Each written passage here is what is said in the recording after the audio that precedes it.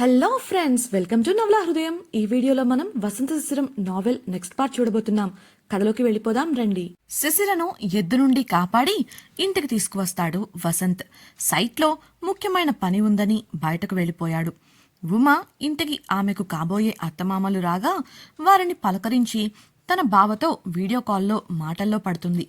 ఆనందవరంలోని తమ గదిలో బోర్లా పడుకొని బాధపడుతూ ఉంటుంది శిశిర. ఆమె జీవితంలో జరిగిన ఎన్నో సంఘటనలు ఆమె కళ్ల ముందు కదలాడుతుండగా ఆమెకు తెలియకుండానే ఆమె కళ్ళు వర్షిస్తూ దిండును తడిపేస్తున్నాయి.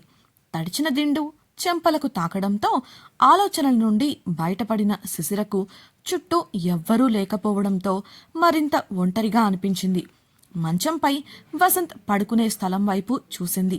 నాతో ఉంటాను, నాకు తోడుగా ఉంటానని మాటిచ్చారు. మీరు కూడా నన్ను వదిలేసి వెళ్ళిపోయారు కదా. అయినా అవన్నీ నన్ను మీ దారికి తెచ్చుకోవాలని మీరు చేస్తున్న పనులే కదా. మా బాధలోనూ ఒక వెటకారపు నవ్వు ఆమె పెదవులపై విరిసింది. అదే సమయంలో క్రింది గదిలో వసుంధర వంట చేస్తుండగా ధనంజయ అప్పుడే భోజనానికి ఇంటికి చేరుకున్నాడు. అతడు కాళ్ళు చేతులు కడుక్కొని వచ్చి డైనింగ్ టేబుల్ దగ్గర కూర్చుంటున్న సమయంలో ఒక వ్యక్తి కంగారుగా ధనంజయ్ గారు అంటూ అరవడం మొదలుపెట్టాడు. ఆ అరుపు వినిపించి బయటకు వెళ్లాడు ధనంజయ్. అతడిని అనుసరిస్తూ వసుంధర కూడా వెళ్లగా ఆ వచ్చిన వ్యక్తి చాలా టెన్షన్ పడుతూ కనిపించాడు. ఏమైంది కృష్ణ అని ధనంజయ అడుగుతున్నంతలో బాబుగారు పక్కూరి ప్రెసిడెంట్ గారింటికి వెళ్లారంటయ్యా, పదండయ్యా త్వరగా వెళ్దాం అని చెప్పాడు. ఆ వార్త చెప్పడమే ఇంట్లోని వారంతా షాక్ తిన్నారు. అంతకుముందు శిశిర వసంతులకు సహాయంగా తోటలోకి వచ్చిన వ్యక్తుల్లో కృష్ణ కూడా ఉన్నాడు. అక్కడ సంఘటన పూర్తిగా తెలిసినవాడై కంగారు పడుతున్నాడు. ఆలోచనలో ఉన్న ధనుంజయను చూసి, ఏంటయ్యా ఆలోచిస్తున్నారు? ఆ ప్రెసిడెంట్ అసలు మనిషి కాదు. శిశిరమ్మపై దాడి జరిగిందన్న ఆవేశంతో బాబుగారు ఆ ఇంటికెళ్లారు. ఆ ప్రెసిడెంట్ ఏం చేస్తాడో ఏమో అని భయంగా అనగా ధనుంజయ, ఇప్పుడు మనం వెళ్ళకూడదు కృష్ణ, అబ్బాయి ఎల్లుండొచ్చు. అలా అని ఇప్పుడు మనం కూడా వెళ్తే అది వ్యక్తిగత సమస్య నుండి ఊరి సమస్యగా మారే అవకాశం ఉంది. అప్పుడు గొడవలు పెరుగుతాయి తప్ప తగ్గవు. కాసేపు చూద్దాం, పరిస్థితిని బట్టి నడుచుకుందాం. తప్పక అవసరమైతే కమిటీ సభ్యుల్ని రమ్మని చెప్తాను అని కుర్చీలో కూర్చున్నాడు. చక్రధర్ వ్యక్తిత్వం బాగా తెలిసిన వాడై అతనితో మాటకు వెళ్లినా పోరుకు దిగుతాడని తెలిసి మౌనంగా ఉండిపోయాడు. తన ఇంటి సమస్యల వల్ల ఊరివాళ్లు బలికాకూడదు అని ఊరకుండిపోయాడు. కాసేపట్లోనే ఇంట్లోని వాతావరణం గంభీరంగా మారిపోయింది. మెల్లిగా విషయం తెలిసి పెద్దలంతా చేరుకుంటున్నారు. వారిలో కంగారు, భయం అధికపాళ్లలో ఉన్నాయి. వారికి మర్యాదలు చేసే పనిని వాసుకి అప్పగించి వడివడిగా శిశిర గదికి వెళ్ళింది వసుంధర. హడావిడిగా తల్లి గదిలోకి వచ్చి తలుపులు వేయడంతో అయోమయంగా చూస్తూ పడుకున్నదల్లా లేచి కూర్చుంది శిశిర, అబ్బాయి ఆ చక్రధర్ ఇంటికి వెళ్లాడు. ఆ విషయం నీకు తెలుసా అని వసుంధర ప్రశ్నించగా ఆ ప్రశ్నకు బిత్తరపోయింది శిశిర. మంచం దిగి నిలబడుతూ, ఏం మాట్లాడుతున్నావమ్మా? ఆయన చక్రధర్ గారింటికి వెళ్ళటమేంటి? సైట్కి కదా వెళ్లారు అని అంది. ఆమె మాటలతో ఆమెకు ఏమీ తెలియదని అర్థం చేసుకుంది వసుంధర. వెంటనే శిశిర వసుంధర చేయి పట్టుకుని, ఏమైందమ్మా? ఏం జరుగుతుందసలు? ఆయన వాళ్ళింటికి వెళ్లడం ఏంటి? ఎవరు చెప్పారు అంటూ భయంగా ప్రశ్నించింది. వసుంధర బదులిస్తూ, నువ్వు ముందు కంగారు పడకు శిశిర, చూసిన వాళ్ళు చెప్పారు. జరిగిన విషయం నాకు కూడా ఇప్పుడే తెలిసింది. బహుశా నీ జోలికి వచ్చినందుకు ఆవేశంతో వెళ్ళుంటారనుకుంటున్నాం. డియర్ ఫ్రెండ్స్, నాదొక చిన్న రిక్వెస్ట్. మీరు చేసే చిన్న లైక్ మరియు కమెంట్ నాకు కొండంత ప్రోత్సాహాన్ని ఇచ్చి మరిన్ని ఇంట్రెస్టింగ్ నావెల్స్ ని అందించేలా సపోర్ట్ ఇస్తుంది. అలాగే ఛానల్ సబ్స్క్రైబ్ చేయడం మరవకండి ప్లీజ్. కింద అందరూ వచ్చారు, నువ్వు భయపడకు, మీ నాన్న వాళ్ళు చూసుకుంటారు అని సముదాయించింది.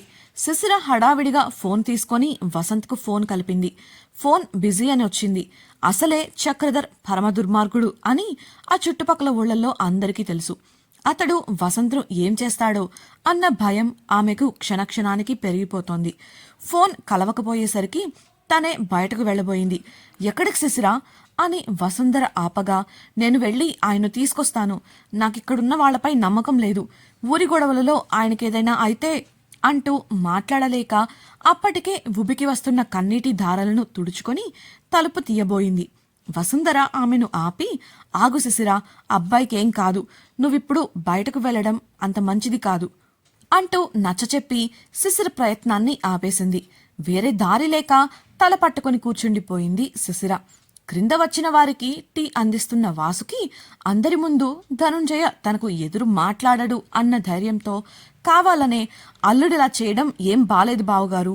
తన ఆవేశంతో ఇప్పుడు చూడండి ఎంత పెద్ద సమస్యను తీసుకొచ్చాడో. అక్కడ ఏం జరుగుతుందో కూడా తెలియడం లేదు. అయినా మన పిల్లకు తెలియకుండానే వెళ్ళుంటాడా? మనతో శిశిర ఒక్క మాట కూడా చెప్పలేదు చూడండి. ఏదో పొరపాటున ఎద్దు వెంటపడితే చూసి చూడనట్లు వదిలేయాలి కానీ ఇలా ఇంటి మీదకు వెళ్ళిపోయి సమస్యను పెద్దది చెయ్యాలా? రాను రాను శిశిర ఆటలు ఎక్కువవుతున్నాయి అంటూ అసలు జరిగింది పెద్ద విషయమే కాదన్నట్లు వసంత్ను రెచ్చగొట్టి పంపినట్లు చిత్రీకరించి మాట్లాడింది.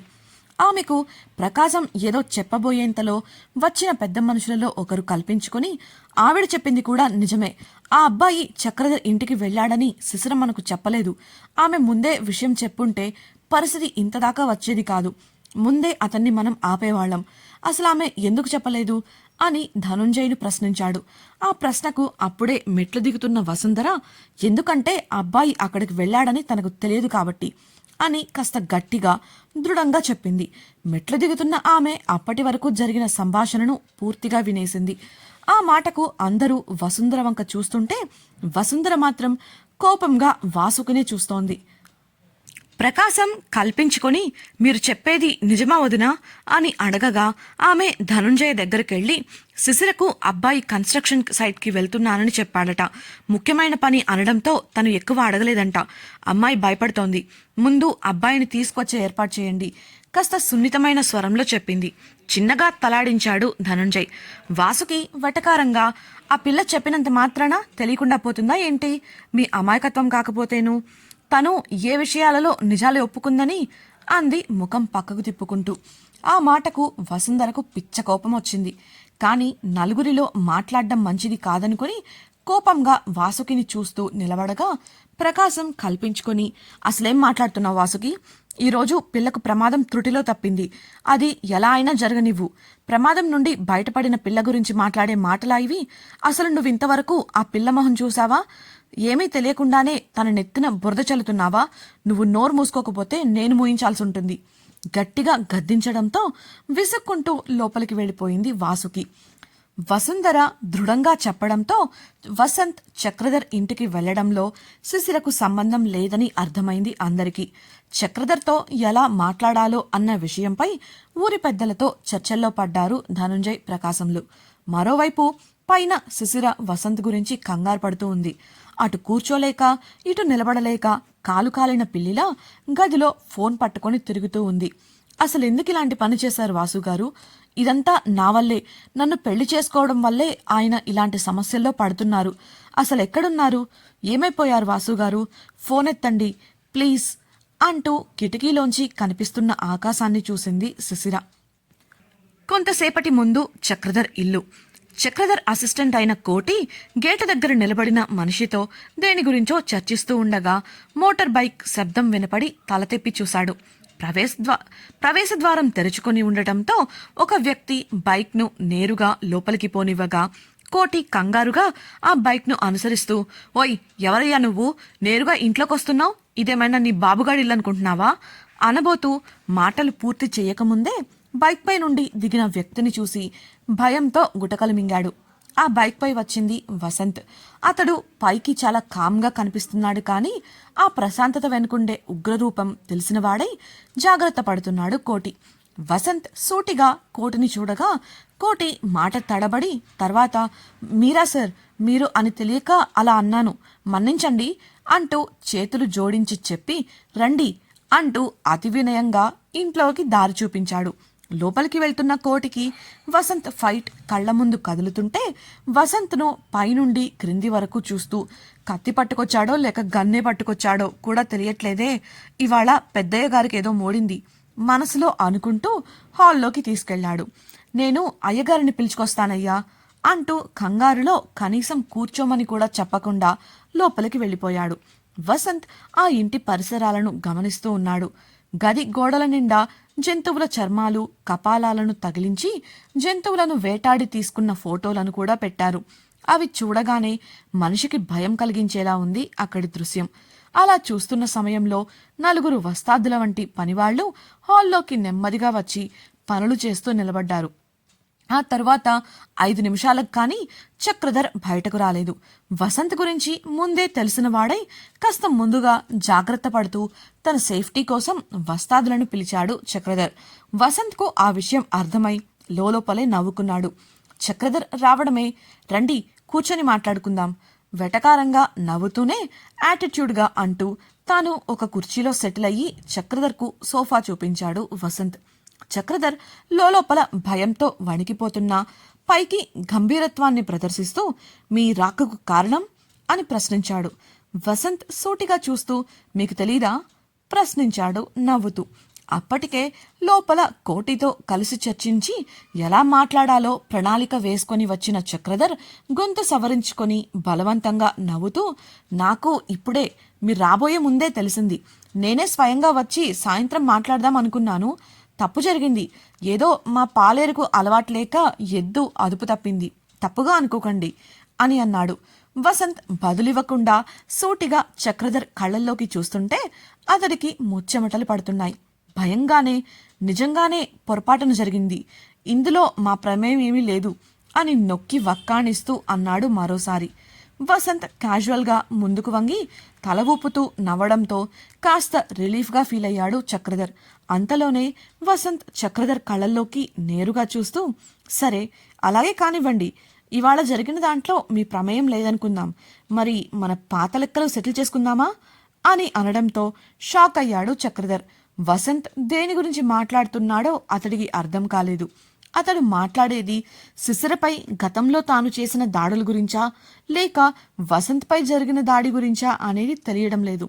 అయోమయంగా రాణి నవ్వు తెచ్చుకుంటూ పాత లెక్కలేంటి బాబు, మనం ఇంతకు ముందు ఎప్పుడూ పెద్దగా కలవలేదే, మనకు పెద్దగా పరిచయం కూడా లేదు కదా అని అమాయకత్వం నటిస్తూ అడిగాడు చక్రధర్.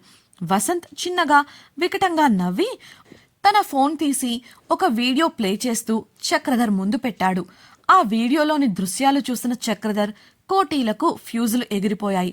కారణంలో ఆ వీడియోలో తాము ఇంతకుముందు వసంత్పై దాడి చేయించడానికి మాట్లాడుకున్న మనుషులను కట్టేసి కొట్టి చిత్రహింసలు పెడుతూ ఉన్నారు.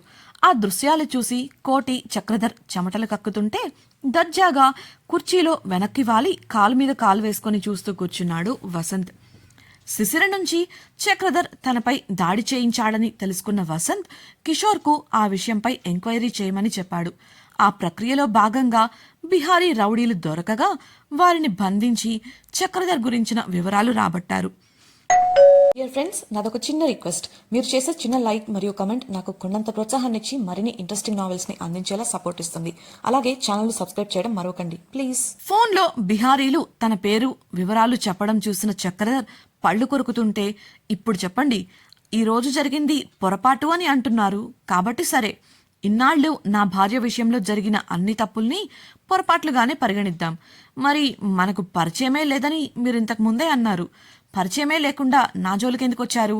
గంభీరమైన స్వరంలో అన్నాడు వసంత్. వసంత్ అన్న మాటతో శిశిరపై గతంలో జరిగిన దాడుల గురించి కూడా వసంత్కు పూర్తి విషయం తెలుసని అర్థం చేసుకున్నాడు చక్రధర్. అంతేకాకుండా తాను వసంత్పై చేయించిన దాడి గురించి కూడా అతనికి తెలుసని అర్థమైపోయింది. విషయం ఇంతవరకు వచ్చాక ఏదైతే అదయింది అని అనుకుంటూ ఆ సాక్ష్యాలతో వసంత్ను గడప దాటనివ్వకూడదు అని నిర్ణయించుకున్నాడు చక్రధర్. ఆ ప్రక్రియలో భాగంగా వాస్తవికతను మర్చిపోయి తన వస్తాదులకు కనుసైగ చేశాడు. ముందొకడు వసంత్పై వెనుకగా చెయ్యి వేయబోతుంటే చెయ్యి అడ్డుపెట్టి ఆపేసిన వసంత్ నవ్వుతూ చింతనిప్పుల్లాంటి కళ్లతో చక్రధర్ వైపు చూశాడు. నాకు సంజాయిషీ కావాలి, నీకు నా గురించి తెలిసి కూడా ఇదే కావాలి అనుకుంటే సరే అంటూ ఒక్క గుద్దుతో ఆ వస్తాదును నేలకు కరుచుకునేలా చేశాడు. అది చూసిన మిగతా ముగ్గురు ఒకేసారి వసంత్ మీదకు రాగా కుర్చీలో నుండి లేచి భుజాలు ఒకసారి అణువుగా కదిలించి వారి వైపు చూశాడు వసంత్. ముగ్గురు ఒకేసారి కలిసికట్టుగా కట్టకట్టుకుని రావడంతో ఇద్దరిని చెరో చేత్తో గొంతు పట్టుకుని మూడో వాడిని కాలితో ఒక్క పంచిచ్చాడు. వాడు అల్లంత దూరం వెళ్లి గోడకు గుద్దుకొని కింద పడిపోగా మిగతా ఇద్దరిని ఒకరి తలను మరొకరి తలతో ఒకే పంచ్తో బాది క్రిందికి వదిలేశాడు. అప్పటికే చక్రధర్ బయట ఉన్న మిగతా వారిని కూడా పిలవగా ఓ 10 మంది చెంచాలు వసంత్ను రౌండప్ చేశారు. క్షణంలో వసంత్ చూపు పదునుగా మారగా కళ్ళు మూసి తెరిచేంతలో 10 మంది కూడా నేలపై దొర్లుతూ కనిపించారు. ఆ క్షణం వసంత్ చక్రధర్కు వేగంలో చిరుతలా కనిపించగా భయంతో అతని గుండె బిక్కచచ్చిపోయింది. అంతమందితో ఫైట్ చేసినా కూడా వసంత్ వేసుకున్న షర్ట్ నలగలేదు, మరక పడలేదు. అంత సింపుల్గా స్మూత్గా జరిగిన ఫైట్ని చూడటం చక్రధర్కు ఇదే మొదటిసారి. అందరూ పడిపోవడంతో నేరుగా చక్రధర్ ముందుకొచ్చాడు వసంత్. ఏమీ మాట్లాడకుండా మౌనంగా నిలబడి పదునుగా చూస్తుంటే చక్రధర్కు పై ప్రాణాలు పైనే పోయాయి. ఇంతకీ వసంత్ చేతికి చిక్కిన చక్రధర్ పరిస్థితి ఏంటి? ఈ సమస్యను ఎలా సాల్వ్ చేయబోతున్నాడు? చక్రధర్ ఇంట్లో వసంత్ గొడవ చేసిన విషయం ఊరివారికి తెలిస్తే ఏమవుతుంది? తెలుసుకోవాలనుకుంటున్నారా? ఛానల్ను సబ్స్క్రైబ్ చేసి వసంత శిశిరం రాబోయే ఎపిసోడ్స్ వినేయండి. అలాగే మీకు ఈ నావెల్ నచ్చినట్లయితే వీడియోని లైక్ చేసి మీ సన్నిహితులతో షేర్ చేయండి. మీ అభిప్రాయాలను మాతో పంచుకోవడం కోసం కామెంట్ సెక్షన్లో తెలియజేయగలరు. ఇట్లు మీ నవలా హృదయం team. Thank you for listening.